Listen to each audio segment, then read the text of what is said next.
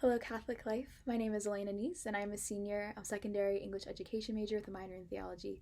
I'm going to be sharing with you today what the Lord has really put on my heart this Lenten season.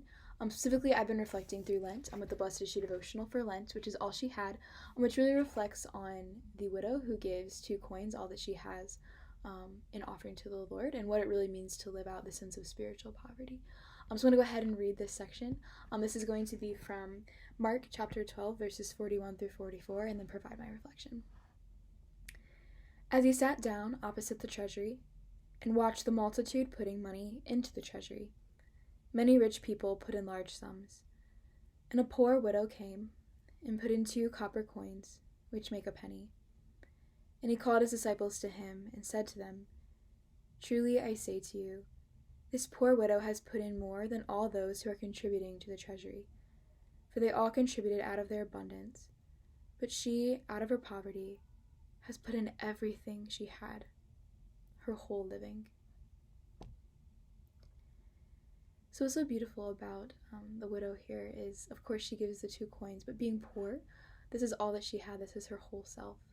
And in the gospel today, Peter says to the Lord, right? Jesus had just told the disciples that one of them will betray him.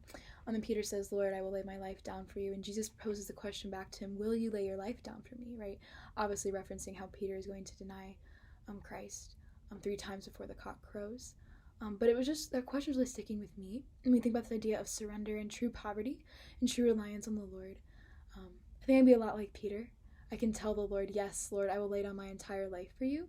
But then I find myself in the small ways prioritizing my work, prioritizing time spent with others, and not carving out that intentional space for the Lord and what it really means to give out of our poverty.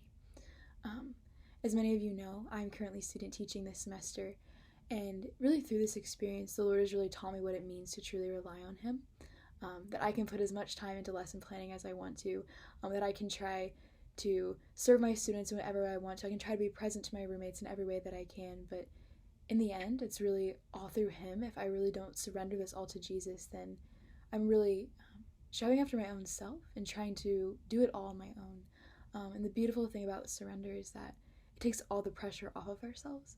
We can really recognize our own littleness, our own smallness, just like the poor widow who had nothing left to give and gives her entire self, right, her entire living to the Lord, and the Lord so blessedly blesses that in abundance, right?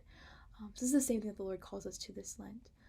Whatever sacrifice that you are giving up and everything you've been working for this Lent, the Lord doesn't just desire us to give up something for the sake of doing it, but to actually give our complete selves in complete poverty, right?